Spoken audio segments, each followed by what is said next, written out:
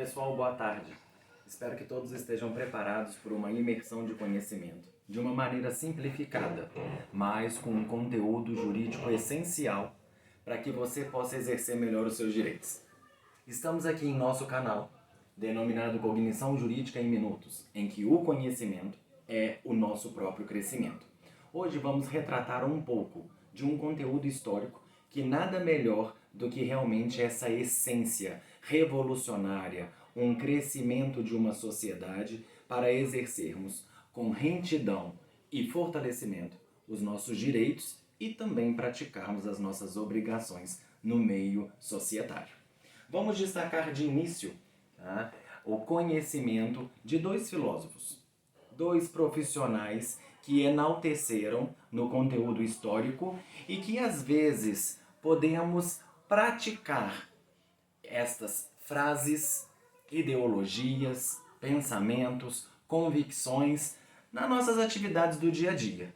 Mas agora vou enriquecer maior de maneira simplificada de que Platão já descrevia que o conhecimento é poder. Se não temos essa base, se não temos essa ideologia, como criticar?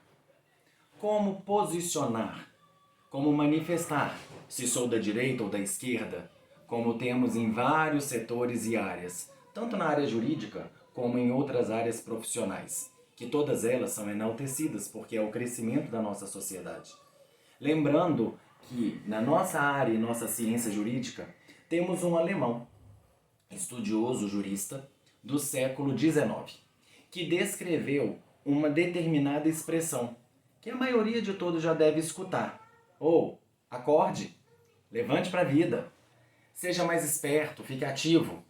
E para nós do direito, justamente aquela expressão, o direito não socorre aos que dormem. Escrito por Rudolf von Ehring. E aí ele utilizou a seguinte expressão, dormientibus nos securitius. Ou seja, o direito, ele não consegue te socorrer se você não dá o sinal de alerta. Denominamos na época e hoje ainda continuamos utilizando ele na nossa área jurídica como princípio da inércia. Então é nessa imersão de conhecimento, de maneira simples, que eu gosto de trazer o conteúdo para chamar a atenção de vocês em nosso canal para maiores informações.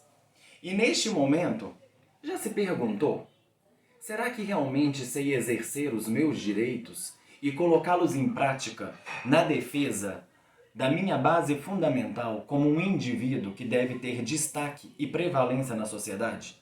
Não deixando que o outro se sobrevaleça, se sobreponha, melhor dizendo. E inclusive também, já se perguntaram se estão aptos no exercício de suas obrigações?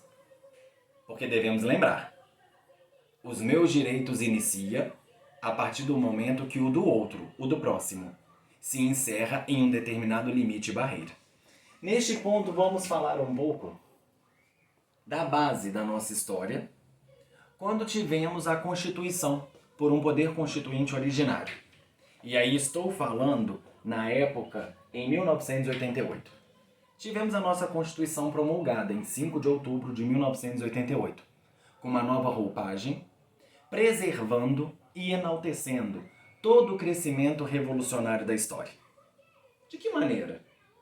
Vamos deixar para trás as afrontas que vivenciamos, não só a nível mundial, no nosso Estado Federal, mas também a nível globalizado?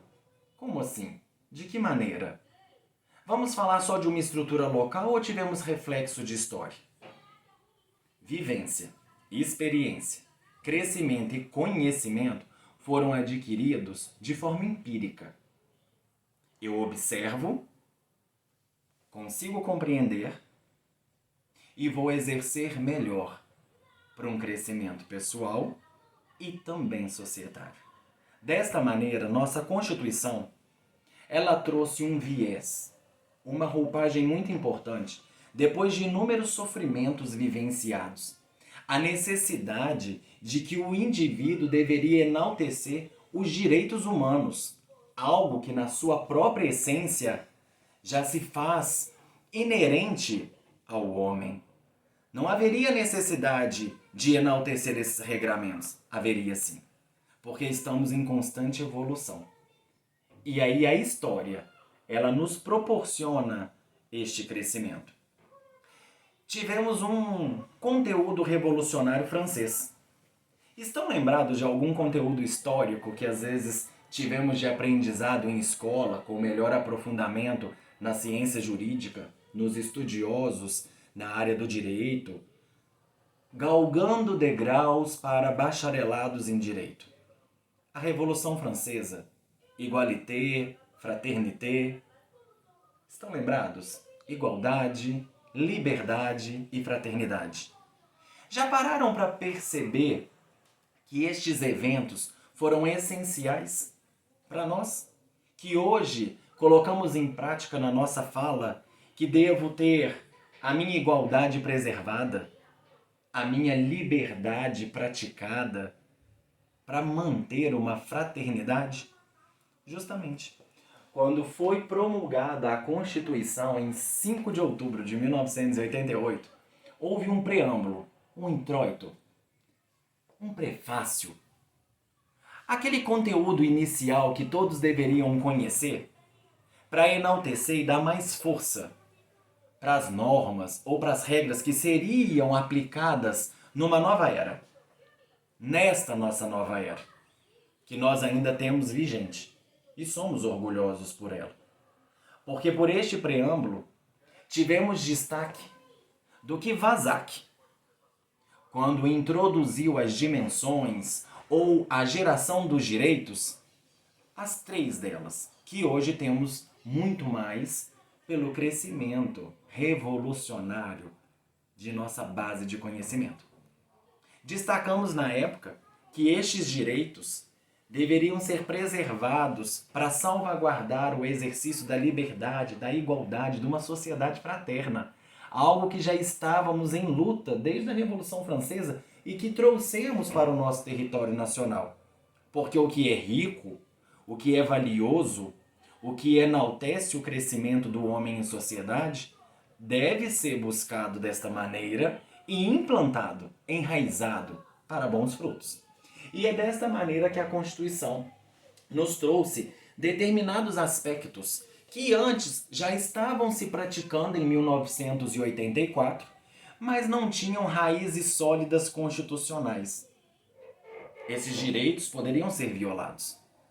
Hoje estou aqui com este curso para te passar uma informação curta de como praticar os seus direitos e também preservar as suas obrigações. Estamos falando dos juizados especiais. Tem conhecimento do quão forte e eloquente podem ser os seus direitos quando dar conhecimento da dimensão em que está inserido? E aí foi dessa maneira que a Constituição, pensando em trazer este acesso à justiça, o que já estava escrito na introdução desta Carta Magna que nós chamamos como Constituição da República Federativa do Brasil, a amplitude de todos inseridos em sociedade terem um melhor acesso à justiça. Houve a necessidade e a atenção de reestruturar o jurisdicionado. Não era mais voltado apenas para aquela parte de aristocracia que conhecemos na história, ou, melhor dizendo, para aqueles que tivessem um poder aquisitivo elevado, econômico, para que pudessem valer e preservar seus direitos. Neste momento da Constituição, foi enaltecido determinadas funções pragmáticas para o Estado, que ele deveria adotar determinadas ações para assegurar os nossos direitos. E é justamente isso. Nesta parte do acesso à justiça, tivemos 2 conteúdos específicos para esse aspecto que estou tentando retratar do juizado, em que União, Estados e Distrito Federal eram concorrentes para criar, organizar e estruturar os juizados de pequenas causas. E no artigo 98, inciso 1º da Constituição, ela vem descrevendo determinados aspectos de como seria regido esse novo sistema, quebrando barreiras de um processo tradicional. Sim, justamente. Estávamos implantando um determinado procedimento com oralidade e muito mais, com um rito chamado sumaríssimo, em que um recurso não seria elevado pelas regras tradicionais num tribunal superior a de quem? Estadual, mas pelos próprios juízes de primeira instância. Uma forma de trazer vocês mais próximo da justiça. E aí verificamos que a Lei 7.244 de 84, ela foi uma precursora anterior à nossa Constituição e trouxe alguns determinados pontos que foram recepcionados pela Constituição e posteriormente trazidos com ênfase numa nova legislação infraconstitucional para o exercício do que foi implantado na Constituição de 1988. Essa legislação, 7.244 de 84, ela já descrevia como que seriam os critérios deste novo rito que rompia barreiras de um processo tradicional. Ele descrevia que essa estrutura deveria ter uma conciliação, um processo e julgamento por determinados critérios. Que critérios seriam esses? Simplificando, esses que a gente conhece hoje na Lei 9.099 de 95 já estavam previstos desde a Lei 7.244 de 84. Isto mesmo, história é conhecimento. E conhecimento é poder.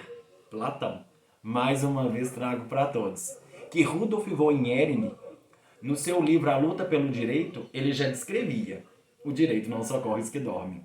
Estamos falando destes critérios. Quais deles? Do rito sumaríssimo, em que tínhamos um processo e ainda estamos na prática desse exercício com simplicidade, oralidade, economia processual, celeridade e informalidade. Conseguem destacar?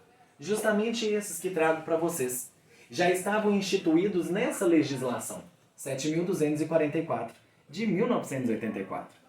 Então ela destacava oralidade, simplicidade, informalidade, celeridade processual e a própria economia. Só que nessa época era um pouco diferente. Estávamos galgando pequenos degraus. O teto e a alçada dos processos era até 20 salários mínimos. E tinha uma diferença peculiar também. Apenas pessoas aptas, físicas e capazes poderiam ingressar com estas demandas perante este rito, que quebrava e rompia as barreiras do procedimento tradicional processual. Mas não era tão perfeito desta maneira, justamente a necessidade de crescimento. Porque apesar de ajuizarmos demandas perante esta nova sistemática que estava iniciando sua roupagem e que posteriormente foi reconhecido a nível constitucional, quando era prolatada uma sentença, uma decisão efetiva reconhecendo seus direitos, seja ela para uma obrigação de pagar determinada quantia, entregar determinados objetos ou coisas móveis, ou até mesmo para declarar a existência ou inexistência de algum direito, a execução, que era chamada à época, não poderia ser utilizada ainda neste sistema. Deveria ir para o juiz originário. Voltando ao processo tradicional. Mas após a promulgação de nossa Constituição, em 5 de outubro de 1988, bem como legislações que são peculiares e devemos nos orgulhar, brasileiras, como o próprio Código de Defesa e Proteção do Consumidor, tivemos instituído a legislação dos juizados especiais cíveis e criminais. Um novo processo, um novo crescimento que às vezes não damos tanta importância, mas é muito importante para o nível da sociedade, porque é neste momento que colocamos em prática o acesso à justiça de forma generalizada, porque trazemos você para mais próximo da justiça em determinadas situações, para que não fique de lado estes litígios que às vezes as classes dominantes achavam desnecessárias, mas é muito importante para nós, porque é o próprio exercício colocado em prática dos nossos direitos. E é justamente este conteúdo que vamos estar abordando de maneira tranquila, sistemática e com uma linguagem simplificada para todos. Se achou interessante as informações que trouxe neste período da tarde, inicialmente tenho a agradecer a oportunidade para quem aguardou até o final para todas essas informações. Mas vamos deixar registrado. Deixe seu like para fomentar maiores instruções, conhecimentos, cultos e simplificados para o pleno exercício dos seus direitos.